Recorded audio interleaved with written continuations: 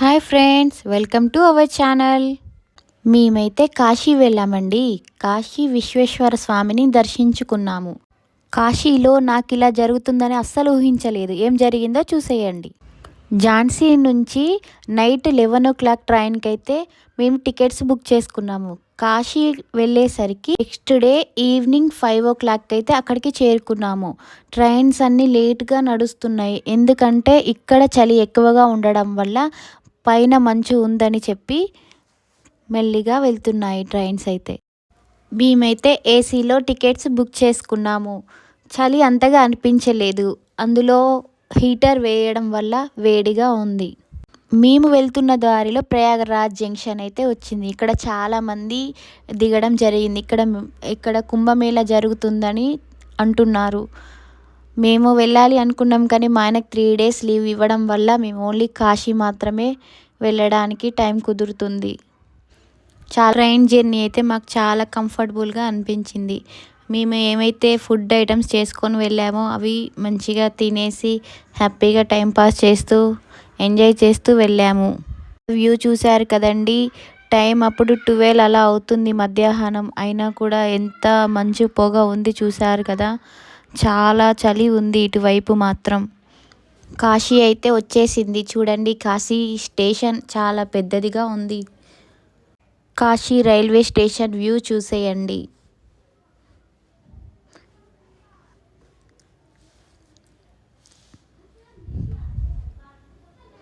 మేమైతే లగేజ్ అన్నీ చూసుకొని ఒక పక్కకి నించొని ఉన్నాము.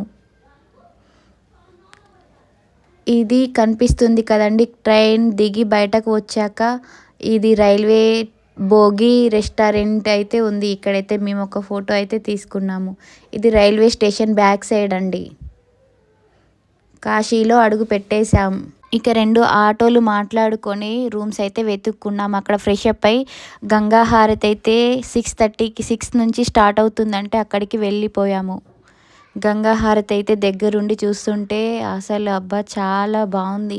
ఎంత బాగుందంటే ఇంకా మాటల్లో చెప్పలేను. సూపర్ అంటే సూపర్. అందరూ తప్పకుండా చూడాలి ఈ గంగా హారతి కాశీలో. ఈ గంగా హారతిలో మాత్రం ఎవరిని నిల్చోకుండా అందరినీ కూర్చోబెట్టి చాలా బాగా జరిగిందండి. గంగా హారతి మాత్రం చూడండి ఎంత బాగా ఉందో. కాశీ వచ్చిన వాళ్ళు తప్పకుండా గంగా హారతి చూసే వెళ్ళాలి. ఎంత బాగుంటుందంటే చూస్తే మీరే షాక్ అయిపోతారు. లాస్ట్ టైం వచ్చినప్పుడు మేము గంగా హారతి చూడకుండా వెళ్ళిపోయాము. ఈసారి తప్పకుండా చూడాలని చెప్పేసి చూస్తున్నాము. కాశీ పట్టణానికి చూడడానికి రావాలి అంటే ఖచ్చితంగా శివుడు ఆజ్ఞ అయితే ఉండాలి అంట. శివుడు ఆజ్ఞ లేనిది చీమైనా కుట్టదు అంటున్నారు. అలాంటిది మాకు శివుడు ఆజ్ఞ లభించింది. అందుకే మళ్ళీ వచ్చాము. మేమైతే కాశీ వెళ్ళాలి అని అనుకోలేదు. మా పిన్ని మా అత్తయ్య మా ఆయనతో కాశీ చూడాలని ఉంది, తీసుకెళ్ళమని అడిగారు. సరే వెళ్దాం, లీవ్ తీసుకుంటాను అని చెప్పి మమ్మల్ని తీసుకొని వచ్చాడు. శివుడు ఆజ్ఞ వల్లే మా పిన్ని మా అత్తయ్య వాళ్ళతో కలిసి మాకు మళ్ళీ కాశీ చూసే అవకాశం లభించింది. ఈ అవకాశం శివుడి దయ లేనిదే జరగదు. ఇంత మంచి అదృష్టం మళ్ళీ మాకు లభించింది అని చెప్పి చాలా హ్యాపీగా ఫీల్ అయ్యాము. ఓంకారం సౌండ్తో శివుడి పాటలతో గంగా హారతి జరుగుతుంటే చూస్తున్న వారికి కుషుబంస్ వస్తున్నాయండి. ఇంకా మాటల్లో చెప్పడానికి అస్సలు మాటలు లేవండి. ఇంత చలిలో కూడా పబ్లిక్ చూసారా ఎంతగానో ఉన్నారంటే. చూడండి, చలిని కూడా లెక్క చేయకుండా ఆ విశ్వేశ్వర స్వామిని చూడడానికైతే వచ్చారు కాశీకి. గంగా హారతి సాయంత్రం 6 గంటల సమయం నుంచి స్టార్ట్ అవుతుంది. కాశీ పట్టణం వచ్చిన వారికి ఖచ్చితంగా ముక్తి లభిస్తుందంట. కాశీ అంటే ముక్తి. ఇక్కడికి వచ్చిన వారికి తప్పకుండా ముక్తి లభిస్తుందని శివుడే కాశీ పట్టణంలో స్వయంభుగా నివసిస్తున్నాడని భారతదేశపు ప్రాచీన పురాణాలు చెబుతున్నాయి. ఇక్కడైతే 84 ఘాట్లయితే ఉన్నాయి. ఇక్కడ ఒక్కొక్క ఘాటుకి ఒక్కొక్క చరిత్ర ఉందని చెప్తున్నారు. కాశీలో ప్రవహించే నది గంగా నది. కాశీలో అడుగుపెట్టిన ప్రతి ఒక్కరికి ఖచ్చితంగా మోక్షం లభిస్తుందంట. గంగా స్నానం చేసిన వారికి పాపములు తొలగిపోయి పుణ్యము లభిస్తుందంట. ఇవన్నీ వింటుంటే మీకు కాశీ రావాలనిపిస్తుంది కదా. ఇంకెందుకండి లేట్ చేస్తున్నారు, వచ్చేసేయండి కాశీ పట్టణాన్ని చూడడానికి, విశ్వేశ్వర స్వామిని చూసేయడానికి. విశాలాక్ష్మి అమ్మవారిని, అన్నపూర్ణేశ్వరి అమ్మవారిని, కాలభైరవ స్వామిని దర్శించేసేయండి. కాశీ పట్టణ అధిపతి కాలభైరవ స్వామి. ముందుగా కాశీ విశ్వేశ్వర స్వామిని దర్శించుకునే కంటే ముందు కాలభైరవుని దర్శించుకున్న తర్వాతనే కాశీ విశ్వేశ్వర స్వామిని దర్శించుకోవాలని ఇక్కడ పురాణం చెబుతుంది. కాశీ పట్టణాన్ని వారాహి అమ్మవారు రాత్రంతా కాపలా ఉంటుందంట. తెల్లవారుజాము నుంచి వారాహి అమ్మవారు నిద్రలోకి వెళ్ళిపోతారంట. కాలభైరవుణ్ణి దర్శించుకోకుండా కాశీ విశ్వేశ్వర స్వామిని దర్శించుకున్నాను, ముక్తి ఫలం లభించదంట.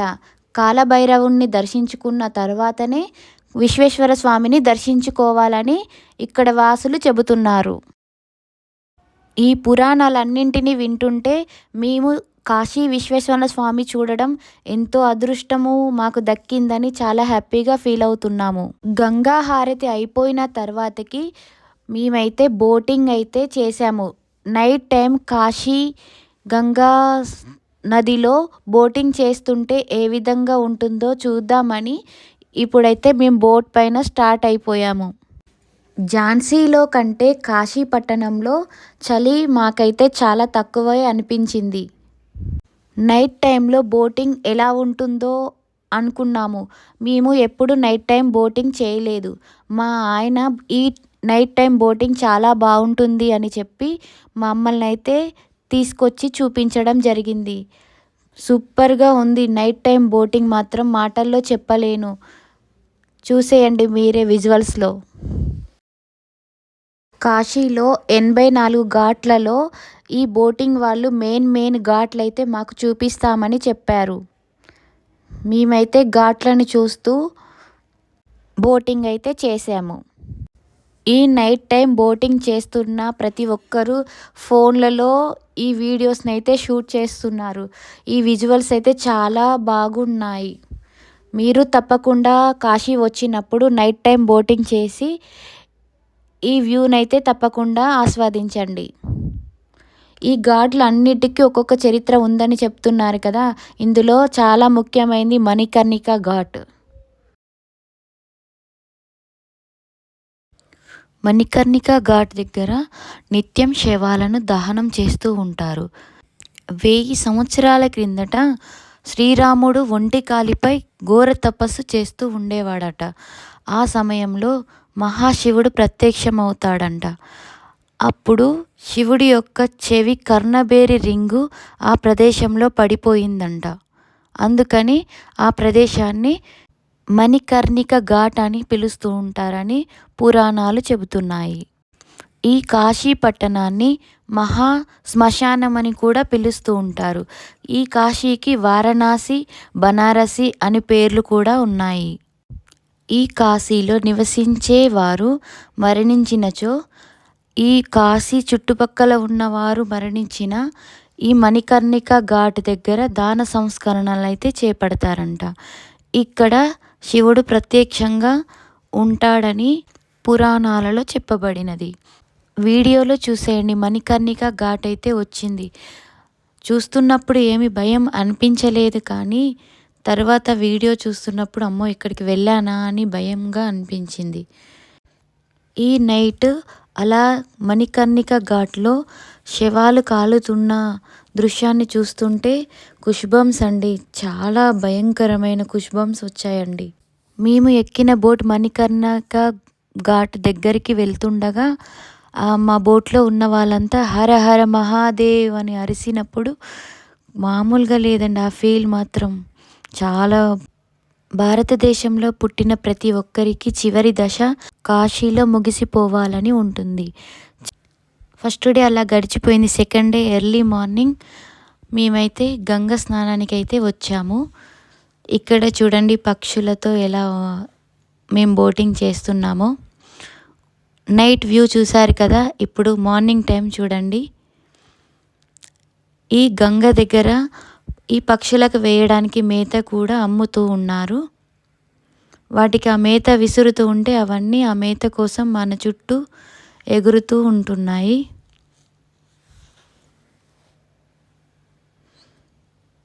ఆ వ్యూ మాత్రం చాలా మంచిగా అనిపించింది. చాలా ఎంజాయ్ చేశాము మేమైతే. నిన్న నైట్ ఎక్కిన బోట్కి అయితే మనిషికి 50 లెక్కన 350 అయితే తీసుకున్నారు. మేము 7 మెంబర్స్ ఉన్నాం కాబట్టి. ఈ బోట్ అయితే సపరేట్గా మేము తీసుకున్నాము. దీనికి 2000 తీసుకున్నారు బోట్ వాళ్ళు. ఈ గంగ స్నానానికి చేయడానికని ఇటువైపున బోటు ఎక్కితే అటువైపున తీసుకెళ్ళి ఆ ఒడ్డున మేము గంగ స్నానాలు అయితే చేయడానికి బాగుంటుందని అక్కడ ఉన్న బోట్ వాళ్ళు చెప్పారు. వాళ్ళు చెప్పిన విధంగానే ఒడ్డు కనిపిస్తుంది కదా, అటువైపు అయితే మేము వెళ్ళి గంగ స్నానాలు అయితే చేసాము. డ్రెస్ చేంజింగ్ చేసుకోవడానికి కూడా మంచిగా అవైలబుల్గా రూమ్ లాగా కట్టారు శారీస్తో. వాటర్ చూస్తే భయమేస్తుంది కానీ అలా బోటింగ్ వెళ్తూ ఉంటే వాటర్తో అలా ఎగరేస్తూ చాలా ఎంజాయ్ చేసాము. అలా చేస్తుంటే భయం ఏం అనిపించలేదు. మామూలుగా వాటర్ చూస్తే మాత్రం చాలా భయం వేస్తుంది. గంగలో కాయిన్స్ వేయడానికని నేనైతే చిల్లర డబ్బుల కోసం చూస్తున్నాను. ఈ కాశీ పట్టణం ఎప్పుడు ఇలా రద్దీగానే ఉంటుందంట. చనిపోయిన వారి హస్తికలు ఇందులో కలపడానికని చాలామంది వస్తూ ఉంటారంట. అటువైపు ఒడ్డు అయితే వచ్చేసింది. వీడియోలో చూపిస్తున్న విధంగా చూసేయండి. మా పిన్ని మా అమ్మ అయితే ఒంటె మీద సారీ చేశారు. మా అమ్మ అయితే చాలా భయపడిపోతుంది. ఫస్ట్ టైం మా అమ్మ ఇలా చేయడం ఒంటె పైన. మా పిన్ని చాలా ఎంజాయ్ చేసింది. మా అమ్మ ఎప్పుడు చేయలేదు కదా, భయం వేస్తుంది. మా పిన్ని కూడా ఫస్ట్ టైం అయినా భయం లేకుండా ఎక్కేసింది. మా అత్తయ్య చూడండి, మొన్న ఒంటె మీద చేసింది కదా, ఇప్పుడైతే గుర్రం మీద ఝాన్సీ లక్ష్మీబాయి లాగా ఎలా స్వారీ చేస్తుందో చూసేయండి. కొంచెం కూడా భయపడడం లేదు. చాలా హ్యాపీగా ఎంజాయ్ చేస్తుంది. మా వాళ్ళు కూడా ఓకే ఇప్పుడు ఫ్రీ అయిపోయారు, ఎంజాయ్ చేస్తున్నారు. ఇక్కడ మా అమ్మాయి మా అత్తయ్య ఇద్దరు గుర్రంపై ఇలా ఎంజాయ్ చేశారు. మా ఆయన మా బాబు కూడా గుర్రం ఎక్కారు. నేను ఒక్కదాన్నే ఎక్కలేదు. నాకు చాలా భయం వేసింది, అందుకని నేను ఎక్కలేదు. దీని తర్వాతకి మేమైతే గంగా స్నానాలు అయితే చేసాము. గుర్రం చూడండి ఎంత స్పీడ్గా వెళ్తుందో. మా అత్తయ్య కొంచెం కూడా భయం లేకుండా ఎలా స్వారీ చేస్తుందో. మా అమ్మాయి చూడండి కింద పడిపోయిద్దా అనిపిస్తుంది. ఇలా అప్పుడప్పుడు ఎక్కించాలి, వాళ్ళకి కూడా తెలుస్తుంది ఎలా అని, గుర్రం స్వారీ ఎలా ఉంటుంది అని. ఇంకా ఇలా వీళ్ళు ఇలా ఎంజాయ్ చేసిన తర్వాతకి మేము స్నానాలు అయితే చేసాము. మా ఆయన మేము 5-6 సంవత్సరాల క్రిందట వచ్చినప్పుడు మా పిల్లలు చిన్నవాళ్ళు, అప్పుడు అలా ఎత్తుకొని ఫొటోస్ దిగడం జరిగింది. ఇప్పుడు పెద్దగా అయిపోయారు కదా, ఎత్తుకోలేకపోయారు. మేమైతే స్నానం చేయడానికైతే అందులోకి వెళ్తున్నాము. మేము ఎంత అదృష్టం చేసుకుంటే 12 సంవత్సరాలకు ఒకసారి వచ్చే ఈ కుంభ మహామేళలో పుష్కర స్నానాలు చేసే ఈ గంగా నదిలో మాకు స్నానం చేసే అవకాశం లభించింది. ఇది ఒక అదృష్టంగా భావిస్తున్నాము. మేమైతే అలా దేవుడికి మొక్కి మంచిగా స్నానాలు చేసాము. ఫుల్ ఎంజాయ్ చేసాము. చాలా చల్లగా వాటర్ అయితే ఉంది.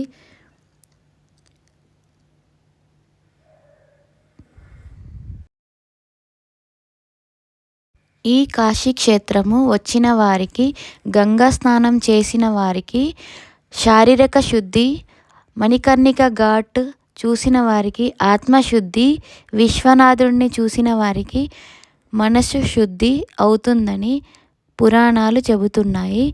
పాపాలన్నీ తొలగిపోయి మోక్షం లభిస్తుందని చెబుతున్నాయి. కాశీ వచ్చాక సెకండ్ డే ఉదయం ఈ విధంగా మేము గంగా స్నానాలు అయితే ఆచరించాము. ఈ కాశీ పట్టణాన్ని మహాశివుడే స్వయంగా నిర్మించుకున్నాడంట. ఈ కాశీ పట్టణానికి ఎలాంటి ప్రళయం వచ్చినా తన త్రిశూలంతో ఎత్తి ఈ కాశీ పట్టణాన్ని అయితే కాపాడుతాడంట. బ్రహ్మ పుట్టక ముందే ఈ కాశీ నగరాన్ని మహాశివుడైతే ఏర్పరిచాడంట. ఈ కాశీ క్షేత్రాన్ని మహాశివుని యొక్క ఇల్లు అని కూడా అంటారు. ఇక్కడ మణికర్ణిక ఘాట్ దగ్గర శివుడైతే ఎప్పుడూ కొలువుంటాడని భక్తుల నమ్మకం. అప్పటి కాలంలో కాశీ వెళ్ళిన వాళ్ళు తిరిగి రారు అని అంటుండేవాళ్ళు. అది ఎందుకు అంటే మనిషి యొక్క చివరి దశ కాశీలో ముగించాలని చెప్పి చివరి దశలో ఉన్నప్పుడు కాశీ ప్రాంతానికి అయితే వెళ్తారు. అక్కడ చివరి దశ ముగించుకొని అక్కడ దాన సంస్కరణలు అయితే చేస్తాడు.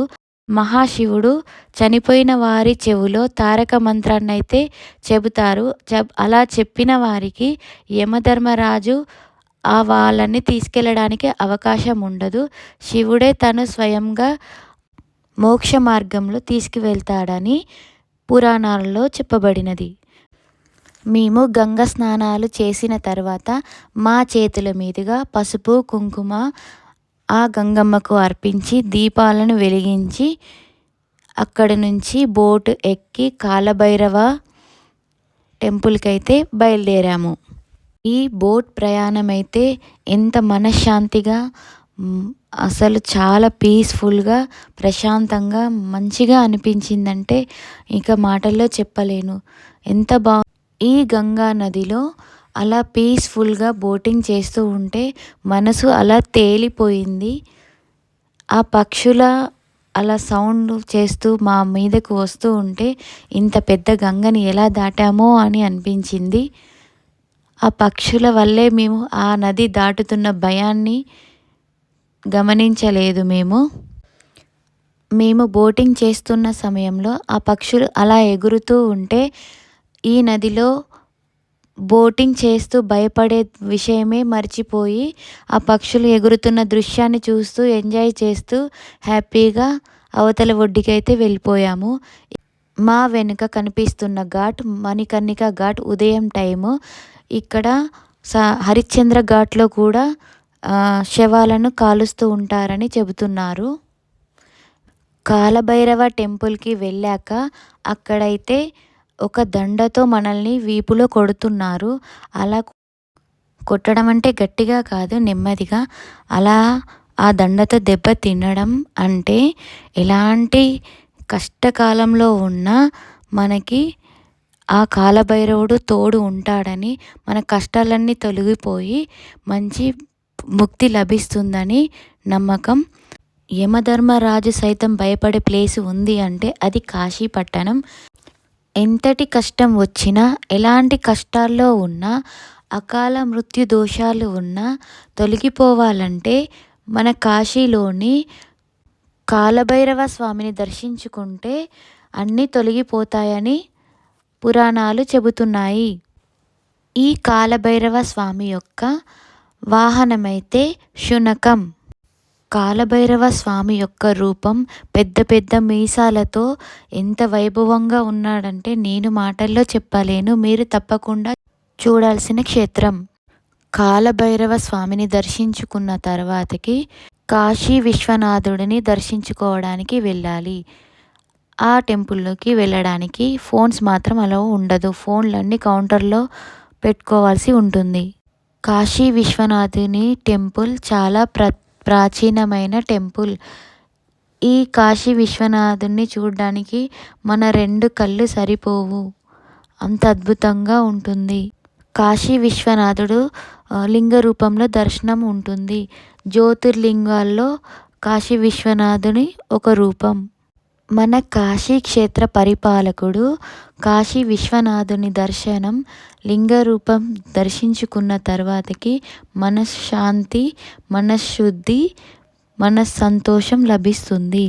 ఆ కాశీ విశ్వనాథుని చూసిన తర్వాతకి ఇప్పటి వరకు తెలిసి తెలియక చేసిన పాపాలన్నీ తొలగిపోయి మోక్షం లభించిందన్న ఫీల్ అక్కడ దర్శించుకున్న తర్వాతకి మన మనసుకి అర్థమవుతుంది. ఇప్పుడు కనిపిస్తున్న వీడియో అయితే దర్శనం అయిపోయిన తర్వాతకి బయట దిగుతున్న ఫొటోస్. లోపలికి కెమెరా అలౌడ్ ఉండదు కాబట్టి ఫొటోస్ తీయలేదు. మేము 5-6 సంవత్సరాల కిందట మా నానమ్మని తీసుకొని వచ్చినప్పుడు ఈ గుడి ఇంత డెవలప్మెంట్ లేదు. ఇప్పుడు చాలా డెవలప్మెంట్ అయ్యింది. చాలా పెద్దదిగా చేశారు. కాశీ విశ్వనాథుని దర్శనం తర్వాత బయట అయితే కాశీ మహాప్రసాదం అమ్ముతున్నారు. అక్కడైతే మేము తీసేసుకున్నాము. లోపల గోల్డ్ కలర్ టెంపుల్ కనిపిస్తుంది కదండి, అదే మెయిన్ టెంపుల్. మహాశివుడు స్వయంభుగా వెలిసిన క్షేత్రం. ఇక్కడ నుంచి పక్కన ఉన్న అన్నపూర్ణేశ్వరి దేవి దగ్గరికి అయితే వెళ్ళిపోయాము. అన్నపూర్ణేశ్వరి దేవిని దర్శించుకున్న తర్వాత అన్నపూర్ణేశ్వరి స్టోరీ ఏంటంటే, ఒకరోజు శివుడు పార్వతి మాట్లాడుకున్న సందర్భంలో మనిషి బ్రతకడానికి అన్నము డబ్బు అతిమూల్యమేమీ కాదు అని అన్నాడంట. ఆ మాటకి పార్వతీదేవికి కోపం వచ్చి ఆ మాట తట్టుకోలేక కాశీనగరాన్ని వదిలిపెట్టి వెళ్ళిపోయిందంట. అప్పుడు వారణాసిలో ఆకలి బాధలు ఎక్కువైపోయి కాశీవాసులు ఆకలికి అలమటిస్తున్నారని తెలుసుకొని తిరిగి అన్నపూర్ణాదేవి వస్తుందంట కాశీకి. అన్నపూర్ణాదేవి ఒక బంగారు పాత్రలో తెల్లటి అన్నాన్ని పెట్టుకొని కాశీవాసుల ఆకలిని తీరుస్తుందంట. అప్పుడు అన్నం యొక్క విలువ తెలుసుకున్న శివుడు ఆకలితో అలమటిస్తున్నప్పుడు తిరిగి అన్నపూర్ణాదేవి దగ్గరికి భిక్షం ఎత్తుకోవడానికి వచ్చి, నా మాటని వెనక్కి తీసుకుంటున్నాను, నాకు భిక్షం పెట్టు అని పార్వతీదేవిని అడిగాడంట. అప్పుడు స్వయంగా తన చేతులతో పార్వతీదేవి తన శివుడికి అన్నము పెట్టిందని పురాణాలు చెబుతున్నాయి. ఈ కాశీవాసులకి నేనున్నంత వరకు అన్నం కొరత ఉండకూడదు అని చెప్పేసి అన్నదాన ఆశ్రమాన్ని ఏర్పరిచారు. అన్నపూర్ణేశ్వరి ఆశ్రమంలో నిత్యం అన్నదానం జరుగుతూ ఉంటుంది ప్రతిరోజు. మేము ఈ విధంగా కాశీక్షేత్రాన్ని అయితే దర్శించుకున్నాము. తెలిసి తెలియక ఏమైనా మిస్టేక్స్ చెప్పుంటే క్షమించండి.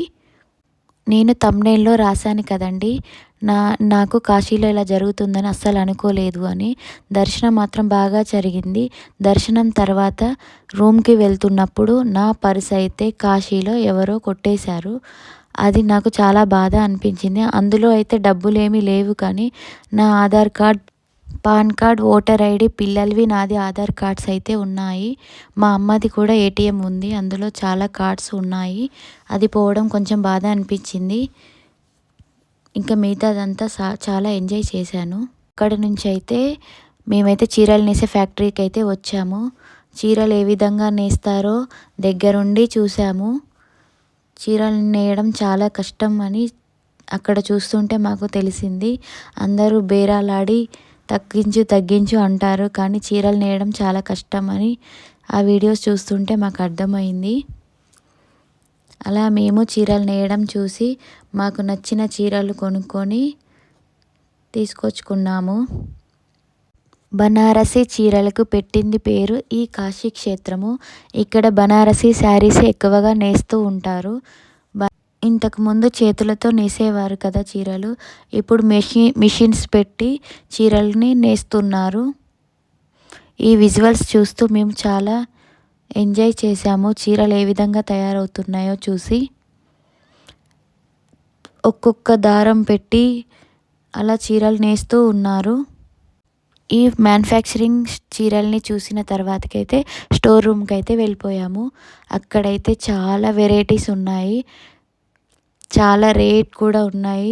బనారసి పట్టు అంటే 9,000, 10,000 అలా స్టార్ట్ అవుతున్నాయి. ప్యూర్ ఒరిజినల్ పట్టు శారీస్ కూడా ఉన్నాయి. ఫ్యాక్టరీ నుంచి వచ్చాక ఫుడ్ అయితే తిన్నాము హోటల్కి వచ్చి. అక్కడ నుంచి ఇవన్నీ అక్కడి విజువల్స్ అండి, టెంపుల్కి వెళ్ళినప్పుడు విజువల్స్. అక్కడ నుంచి రైల్వే స్టేషన్కి అయితే వెళ్ళిపోయాము. ఇది main railway station front side అండి. ఎంత బాగుందో కదా. ఇక్కడైతే మేము కొన్ని వీడియోస్ తీసుకున్నాము, ఫొటోస్ దిగాము. చాలా ప్రశాంతంగా పీస్ఫుల్గా కాశీ క్షేత్రం అయితే ఉందండి. ఇక్కడికి తప్పకుండా అందరూ వచ్చి విజిట్ చేయాలని కోరుకుంటున్నాను. విజిట్ చేసి మీ పాపాలన్నీ తొలగించి పుణ్యాలు తీసుకెళ్ళాలి. ఇది ట్రైన్. మేమైతే ఇక అక్కడి నుంచి బయలుదేరి ఇంటికైతే వచ్చేసాము. ఇలా ఇంటికి వచ్చాక నల్ల కుక్కకైతే ఇలా వడలు మెడలో వేసి పూజ చేస్తే కాశీ క్షేత్ర పూర్తి ప్రతిఫలం లభిస్తుందని, మోక్షం లభిస్తుందని పురాణాలు చెబుతున్నాయి. ఆ విధంగానే మేము పూజ చేశాము. భైరవుని పేరైతే కల్కి. నేను 2 ఇయర్స్గా చదువుకుంటున్నాను ఝాన్సీలో. మేమైతే పూర్తి పుణ్యఫలం లభించిందని అయితే అనుకుంటున్నాము. ఏదైనా తెలిసి తెలియక తప్పు సమాచారం ఇచ్చుంటే నన్ను క్షమించండి. ఈ విధంగా మా కాశీ విశ్వేశ్వరుని స్వామిని దర్శించుకొని మోక్షాన్ని అయితే పొందాము అనుకుంటున్నాము. ఈ వీడియోని చూస్తున్న వాళ్ళు తప్పకుండా నాకు సపోర్ట్ చేయండి, షేర్ చేయండి. మీ Prashanti Chaganti vlogs. Please subscribe.